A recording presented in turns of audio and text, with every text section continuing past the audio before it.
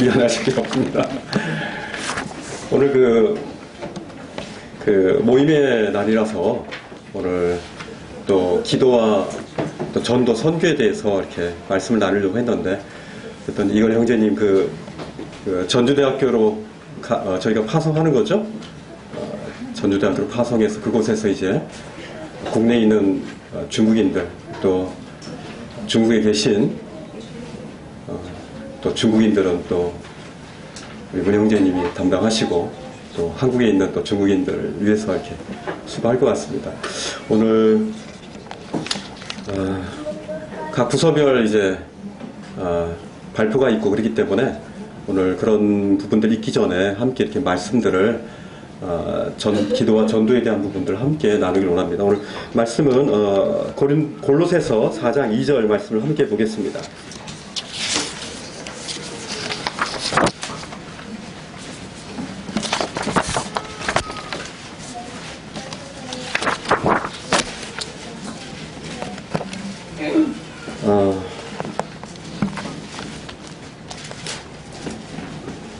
이 절 말씀 같이 읽어볼까요? 2절부터 3절까지 읽겠습니다. 2절 3절 읽겠습니다. 지금이 11시 7분입니다. 시작. 기도를 계속하고 기도에 감사함으로 깨어있으라. 또한 우리를 위하여 기도하되 하나님이 전도할 문을 우리에게 열어주사 그리스도의 비밀을 말하게 하시기를 구하라.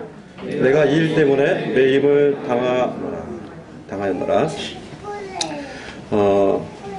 오늘 본문 말씀을 통해서 저는 기도와 전도가 우리의 생명의 문이 되시고 또 우리의 길이 되신 우리 주님을 바라보므로 말미암아 이런 부분들이 절로 얻어지는 그런 열매인 것들을 오늘 말씀을 함께 나누길 원합니다. 오늘 본문의 말씀을 보시면은 기도를 계속하라고 이렇게 말씀이 되어 있습니다. 이렇게 권면된 말씀을 보면 우리는 이 계속한다는 것이 쉽지 않습니다. 그죠? 우리의 삶 속에서 계속할 수 있는 것들이 뭔가 이렇게 좀 생각해 보니까 주로 우리 몸에 대한 그걸 하지 않으면은 우리 몸이 어려워지고 또 이걸 하지 않으면은 뭐가 무너지고 파쇄되고 굉장히 힘든, 하지 않으면 안 되는 아주 굉장한 당위성을 가진 것들은 계속합니다. 근데 기도는 어떻습니까? 기도 계속하지 않는다고 굉장히 너무너무 힘들어지는 분들은 정상적인 이제 형제 자매님들이겠죠. 근데 그렇지 않다고 생각한다면 뭔가 이제 그 부분에 있어서 문제가 있는 겁니다. 그런데 이 말씀을 통해서 계속 기도하라는 이 말씀이 우리 가운데 굉장히 힘들어질 수 있습니다. 왜냐하면 이 말씀이, 기도를 계속하라라는 이 말씀이, 이걸 하지 않으면은 우리의 영적인 상태가 불만족적인 그런 상태가 될 수 있다는 것들을 우리가 전제로 하는 거죠. 그러니까 우리가 스스로 이 말씀을 읽을 때 원리적인 측면으로 이렇게 보지 않고 우리가 이 말씀을 있는 말씀 그대로를 계속 기도해야 되는데 계속 기도하지 못하는 나, 하나님은 계속 기도하라고 했는데 기도하니까 이런 사도 바울은 이런 역사를 이루었고 이런 교회 부흥이 되어졌고 전도와 선교가 되어지고 이런 부분들이 되어지는데 계속하지 못하는 나를 볼 때 계속적으로 이제 힘들어질 수가 있다는 거죠. 그렇기 때문에 우리가 이 말씀을 볼 때 원리적인 측면들을 우리가 살펴봐야 된다고 생각이 듭니다. 이 기도를 계속 했을 때 하나님께서 이 기도의 보상으로 말미암아 우리의 삶을 충만하게 한다든지, 또 우리가 이 영적인 그런 이 보상을 하나님께로 받는다라고 이렇게 생각한다면 이것도 굉장히 우리를 힘들게 합니다. 그죠? 우리의 초점이 잘못되어진 거라고 생각이 돼요. 그래서 이런 하나님 말씀하시는 것들을 우리가 보상적인 태도로 하나님 말씀을 보지 않기를 원하는 마음이 있습니다.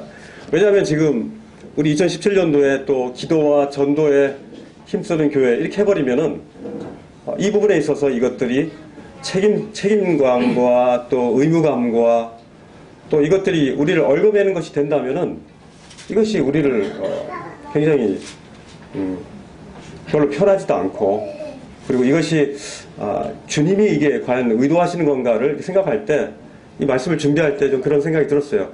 원래는 이 기도와 말씀을 통해서 뭐 그 기도의 말씀, 전도의 말씀들을 찾아가지고 다 하고 싶었지만은, 그러나 주님이 우리 가운데 과연 어떤 의도로 이 말씀을 하시는가에 대해서 좀 더 약간 더 깊이로 좀 보기를 원하는 마음이 있습니다.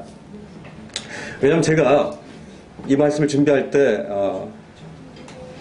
가끔 제가 아이들한테 이런 얘기를 하거든요. 좀 나이도 이제 그렇게 됐는데 이제 나이에 맞게 좀 행동을 좀 하시죠. 저희 아이들한테 이렇게 얘기를 합니다. 이게 나쁘게 얘기하면 나이값 좀 해라 이놈아 이렇게 되는 거죠. 나이값 좀 해라. 그것은 이제 무슨 의미입니까? 그 나이에 맞는, 걸맞는 그런 행동을 하지 않기 때문에 그 부분에 대한 얘기를 하는 거죠. 근데 가만히 생각해보니까 저도 그 소리를 많이 들었어요. 그럼 18살에서 19살이 되면은 어떻게 행동해야 되는지에 대한 매뉴얼을 우리한테 있습니까? 어떻게 뭐 또 35에서 36 되면은 나이값을 맞게 행동해야 되는데 어떻게 행동해야 되는지 우리에 대해서 말씀하는 게 없잖아요. 그죠? 이 왜냐하면은 그 원리적인 측면입니다. 네가 하나님의 말씀, 너 안에 계시는 하나님의 그 말씀, 그 하나님께 초점을 맞춰서 네가 삶을 살았으면 좋겠다라고 이렇게 얘기하면 좋은데, 우리가 너무 세상적인 그런 어떤 규칙을 가지고 이 말씀을 이렇게 제한하는 그런 부분들이 없잖아 있기 때문에 제가 이런 말씀을 드리는 겁니다. 우리가 점점 그 나이가 들면서 우리가 굉장히 많은 경험들을 합니다. 하나님 말씀을 볼 때도 항상 기뻐하라 이렇게 말씀하면 어떻습니까? 우리 항상 기뻐할 수 있습니까? 근데 항상 기뻐하지 않으면 왠지 내가 하나님 말씀에 합당하지 않게 사는 것 같은 그런 눌림을 받는 것은, 이것은 원리에 입각한 삶이 아니죠. 그죠? 항상 기뻐할 수 있는 것은 우리가 그리스도 안에서 주님을 바라볼 때 우리가 항상 기뻐할 수 있는 거죠.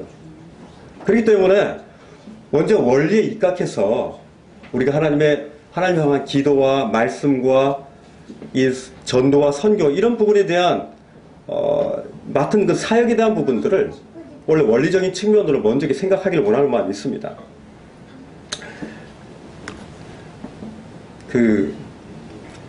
우리 가운데 이제 많이 웃음이 없어지죠. 한 분이 얘기하는데, 지난주에 한 분이 그런 얘기를 하더라고요. 4살짜리 어린아이는 하루에 400번을 웃는데요. 근데 40살 넘은 사람은 하루에 15번도 안 읽는데요.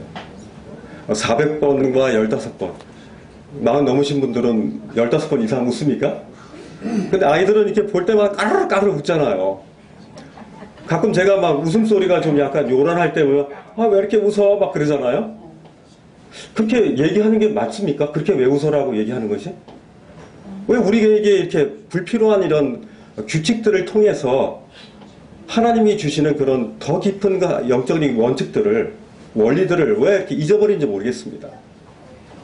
우리가 참 교회 안에서 특별히 교제할 때라든지 뭐 할 때 보면은, 지난번에 우리 찬양할 때 보니까 손을 들고 막 자매님 막 자유롭게 앞에서, 뒤에서 하면 못 하실 것 같으니까 앞에서 하시는데 그런 마음이 있어요. 저도 그렇게 하고 싶어요. 근데 지금까지 나이값, 또 뭐 내가 그렇게 하면 괜찮을까? 또 이런 부분들이 과연 하나님이 주시는 영적 원리냐 이거죠. 하나님이 주시는 영적 원리는 자유함 아닙니까? 하나님의 성령님께서 그런 기쁨이 주신다면 다윗이 그런 춤을 췄듯이 추는 것이, 그것이 하나님의 더 큰 영적 원리지, 거기서 억누르고 손을 들고 싶은데 들지 않고 큰 소리 하고 싶은데 그냥 이렇게 좀 살피고 사람을 의식하는 것이 과연 이 영적 원리가 이건 규칙이죠. 이런 많은 규칙들이 우리로 하여금 영적 자유함을 구속시키고 하나님을 깊이 경험하는 데 있어서 우리로 하여금 많은 제약을 일으키는 것들이 어떤 요소인 것들을 우리는 좀 살펴볼 필요가 있는 것 같습니다. 그죠? 기도를 우리가 계속할 수 있는 동력은 바로 그리스도를 바라보는 것입니다. 그죠? 우리가 그리스도를 바라보지 않고 어떻게 계속 기도할 수가 있고 어떻게 기뻐할 수 있겠습니까? 이 마태복음 7장 말씀을 한번 보겠습니다. 마태복음 7장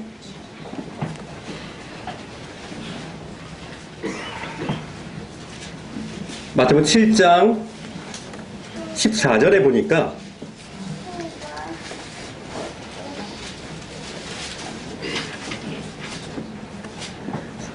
생명으로 인도하는 문은 좁고 길이 협착하여 찾는 자가 적다라고 했습니다. 우리가 그리스도를 바라볼 때 이렇게 우리의 생명으로 인도하시는 그리스도 대신 그분을 우리 바라봐야 됩니다. 생명으로 인도하는 문이신 예수 그리스도는 어떤 의미입니까? 우리가 이전에 죄로 말미암아 사망으로 또 지옥의 불구덩이로 들어갈 수밖에 없었는 우리를 향해서 주님의 놀라운 사랑을 보여주셨습니다. 그 주님의 그 십자가의 피로 말미암아 우리가 우리의 그 모든 죄들이 맑게 씻겨졌습니다. 우리가 그리스도의 문 대신 그리스도로 우리가 들어가지 않았다라면 우리는 생명이 없는 자입니다. 만약에 그 문을 지나치지 않았다라면 그 문을 지나쳐야 되는 것입니다. 그래야지 우리가 그리스도의 생명을 소유할 수 있는 것이죠. 그 문은 굉장히 좁은 문이라고 했습니다. 그리고 협착하다고 그랬고요. 이 죄악된 세상에서 우리가 돌이켜서 다시 말하면 회개해서 주님께로 돌아오지 않으면 우리는 그 문을 결코 들어갈 수도 없었고 어쨌든 우리가 그 문을 해서 두드리고 어쨌든 주님이 열어주시던 그 문을 들어왔습니다. 끝난 건가요? 생명의 문으로 들어왔기 때문에 우리가 구원받았다. 거기서 마친 것이 아닙니다. 주님은 또 거기서 뭐라고 말씀하십니까? 주님은 우리의 문일 뿐만 아니라 우리의 길이라고 말씀하십니다. 길의 의미는 뭡니까? 길은 걸어가야 되는 것입니다. 우리가 현재형으로 주님의 길 대신 그 주님을 걸어가야 되는 것입니다. 이것은 진행되는 것이죠. 요한복음 14장 6절을 보십시오.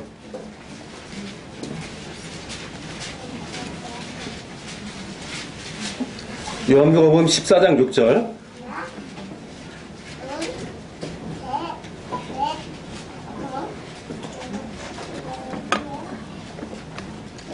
말씀 읽겠습니다. 예수께서 이르시되 내가 곧 길이요 진리요 생명이니 같이 읽을까요? 시작. 예수께서 이르시되 내가 곧 길이요 진리요 생명이니 나로 말미암지 않고는 아버지께로 올 자가 없느니라. 이 말씀 속에서 주님은 길이라고 본인을 이렇게 말씀하셨습니다. 뒤에 나오는 진리와 생명 이건 새로운 것이 아닙니다. 주님이 주님께서 길이라는 그 말씀에 대해서 저는 재해석해주는 말씀이라고 생각됩니다. 다시 말하면 주님은 길이신데 주님은 진리의 길이시고 또 생명의 길이라고 말씀하신다고 저는 분별이 되어집니다. 이 말씀 하나님의 영광스러운 진리를 우리에게 보여주심으로 말미암아 우리가 처참한 우리의 그런 허물의 모습을 보는 겁니다. 우리가 생명 대신 생명의 그 문으로 들어왔지만 들어온 뒤에도 우리 가운데 묻어지는 이런 오물들이 있습니다. 그렇지 않습니까? 아침에 일어날 때부터 저녁 때까지 우리에게 묻어지는 그런 많은 허물들이 있습니다. 우리의 오감을 통해서 우리 가운데 묻어집니다. 마음 가운데 품고 또 우리의 손으로 만지고 참 우리의 오감을 통해서 우리는 얼마나 주님 앞에 부끄러운 그런 모습들을 많이 드러내는지 모릅니다. 그렇기 때문에 진리 대신 우리의 주님의 그 빛이 우리 가운데 그 길을 걸어가면서 비춰질 때 우리의 허물들을 발견할 수 있는 것입니다. 만약에 진리 대신 주님을 바라보지 않는다면 우리 가운데 묻어진 이 지저분함과 우리의 흐트러짐과 우리의 정상적이지 않은 이 죄악의 이런 모습들이 결코 드러날 수 없습니다. 주님을 바라보셔야 돼요. 그럴 때 주님께서 우리를 향해서 우리의 허물과 우리의 그런 못된 이 자아 중심적인 이런 모습들이 계속 떠올라 마치 혹처럼 우리의 몸에 막 튀어나온 혹처럼 흉측하게 우리의 몸을 변형시키는 것입니다.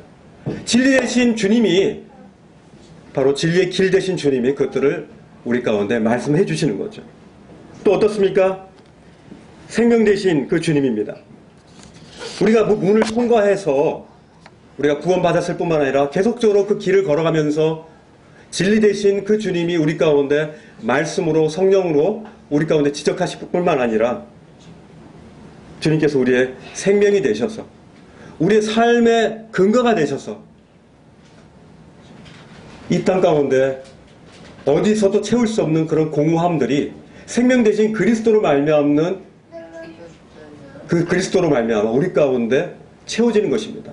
그래서 이 세상에서 우리가 만족할 수 있는 것은 생명의 주님이 지금 나와 함께 내 안에 임재하시고 나와 동행하시고 나와 함께 하신다는 이 임재의식 가운데서 우리는 참 만족이 있는 것입니다. 우리가 때때로 직장 가운데서나 또 가정에서 심지어 교회 가운데서도 왠지 그 마음 가운데 공허함이 있을 때가 있어요. 왜 그렇습니까? 생명 대신 주님이 바라보지 않기 때문에요. 열심히 기도하고 열심히 전도하고 선교했지만 그러나 가장 중요한 것을 놓친 겁니다. 우리 안에 계신 생명 대신 그 주님이 우리 안에서 통치함을 받지 않고 있고 주님의 음성을 듣지 못하고 나 혼자 독립적으로 그 길을 걸어가고 있다는 것입니다. 우리가 주님의 문을 통과한 이후로도 진리 되신 주님이 우리를 향해서 말씀을 우리 가운데 지적해 주시고 또 생명의 그 말씀을 통해서 내가 너와 함께 한다는 그 안위함으로 우리는 이 땅 가운데 걸어나갈 수 있는 것입니다. 그래서 고린도전서 1장 30절에 우리 주님 우리에게 거룩함이 되셨다고 그랬습니다.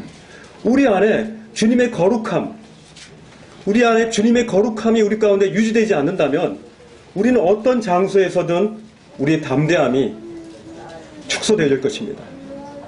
눌려서 사는 삶이 될 것이고요. 흘러 떠내려가는 죽은 물고기 같은 그런 삶이 될 것입니다. 왜냐하면 우리에게 생명이 없기 때문에. 생명에게는 에너지가 있습니다. 에너지는 뭡니까? 거슬러 올라가는 힘이 있는 것입니다. 비록 작은 무체일지라도 거슬러 올라갈 수 있는 것입니다. 차라리 거슬러 올라가는 올챙이가 될지언정 떠내려가는 죽은 고래가 되는 것은 더 안 좋은 것입니다. 우리 주님은 우리에게 생명이 되시는 겁니다. 생명 되신 그 주님을 바라보셔야 되는 겁니다.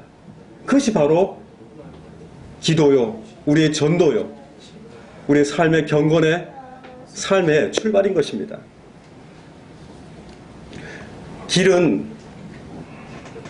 길로 표시되어진 이 말씀은 일회성인 것 같습니다. 그죠? 우리가 말씀하시는 칭의의 주님으로 말미암아 우리가 구원받은 것입니다.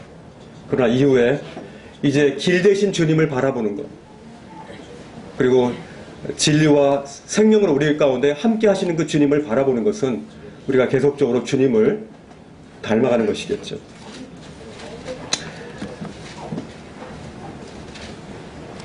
계속 기도해야 되겠다. 이런 규칙을 가지고 우리를 가두지 마시고 우리 주님을 생명의 문 대신 주님을 바라보시고 길이신 주님 가운데 우리가 동행하는 것이 바로 계속 기도할 수 있는 그런 비밀이신 겁니다.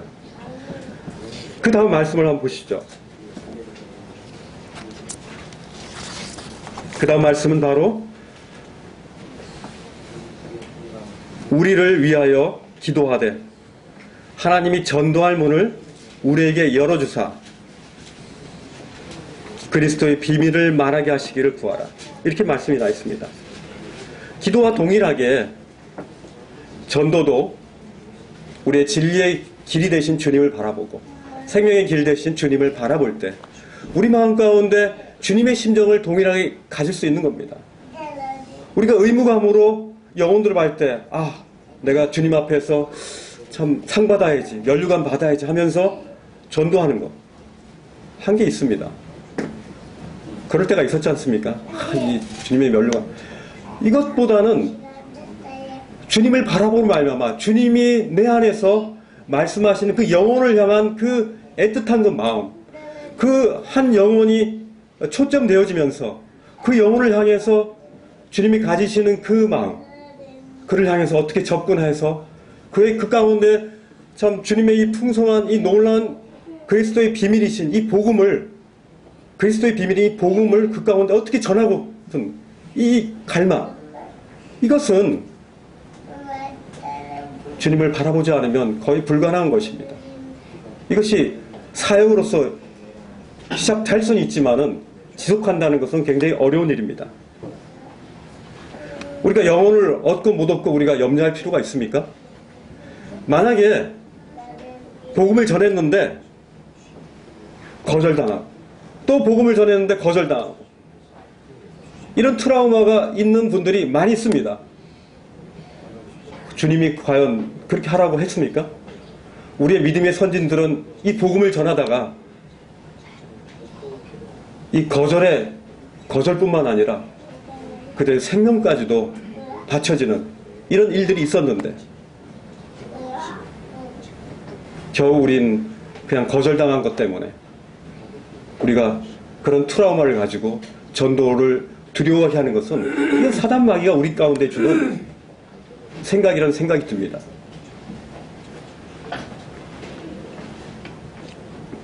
영혼들을 얻고 못 얻는 것은 우리가 염려할 것이 아닙니다. 그것은 주님이 하실 것입니다. 다만 우리는 주님의 마음을 가지고 그 영혼을 향해서 어떻게든 그를 사랑하는 마음과 그를 향해서 어떻게 격려하고 그에게 이 좋은 소식들에 대해서 어떻게 전달할 것인가에 대해서 예를 들어서 맛있는 거를 준다든지 맛있는 과일을 준다든지 또 조그만 편지를 준다든지 이런 걸 통해서 그의 가운데 그리스도의 사랑을 흘러나가게 하는 그 역할들을 하는 것이 바로 우리 역할들 아니겠습니까? 이 거절의 트라우마는 주님의 그 놀라운 사랑의 십자가에 비하면 아무것도 아닌 겁니다. 주님은 어떻습니까? 그 십자가에 못 박히시 전에 얼마나 많은 고난을 당하셨습니까? 얼마나 많은 사람들에게 거절을 당하셨습니까? 얼마나 많은 사람들에게 배신을 당하셨습니까? 가장 많은 트라우마를 원래 가지셔야 될 분 아닙니까?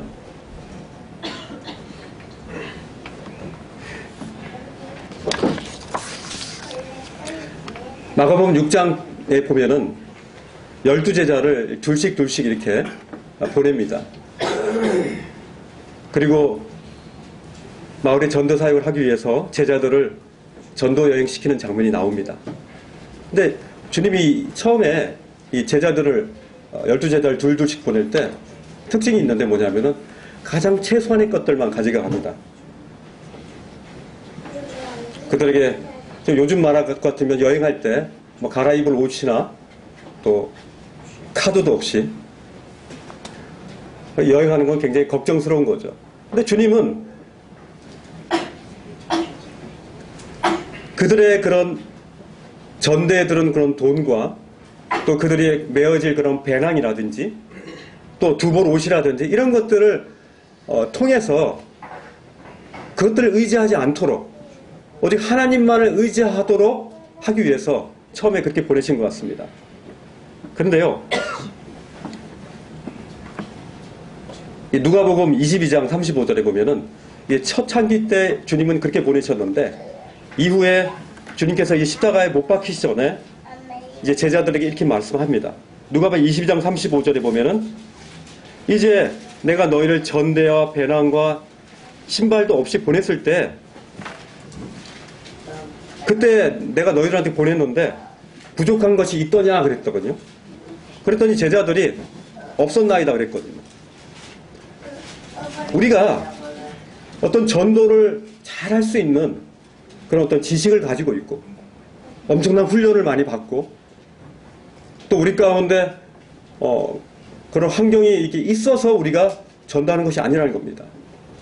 우리가 의지할 분은 주님을 바라봤을 때 주님을 생명 되시고 그리스도의 비밀 대신 그 복음을 우리 가운데 이미 주셨기 때문에 그것만 의지하고 가는 겁니다. 우리가 과연 주님의 일을 한다고 했을 때 과연 우리는 무엇을 의지하십니까? 우리가 가진 배낭 속에 몇 날 며칠을 견딜 수 있는 그런 식량과 또 주머니에 있는 돈과 또 신발과 뭐 이런 것들을 통해서 우리가 견딜 수 있는 겁니까? 하나님을 신뢰하는 법들에 대한 부분들을 우리 주님은 제자들을 훈련시켰다고 생각이 듭니다.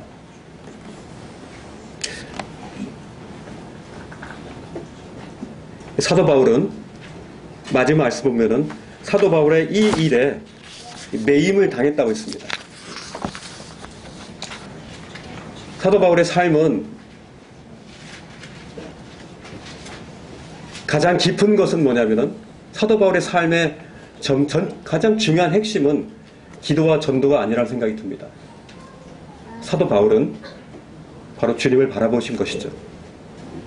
그리고 그분을 말미암아 다메섹 도상에서 그분을 만남으로 말미암아 그 문 대신 주님을 참 바라보았고 그 문을 통과한 이후에 우리 주님의 그 진리 대신 그 주님의 그 길들을 계속 걸어오신 겁니다.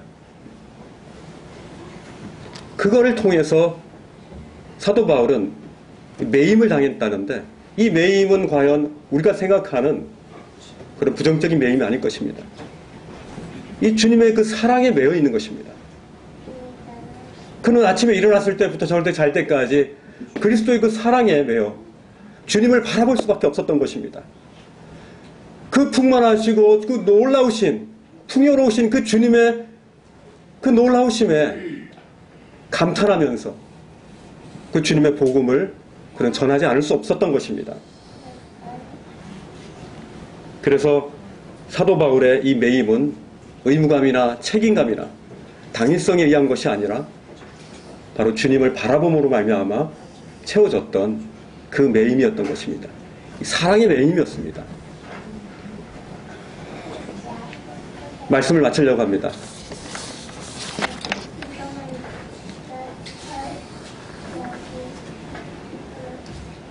문 대신 우리 주님을 바라보는 것, 그리고 생명과 진리와 생명의 길 되시는 우리 주님을 계속 바라보십시오.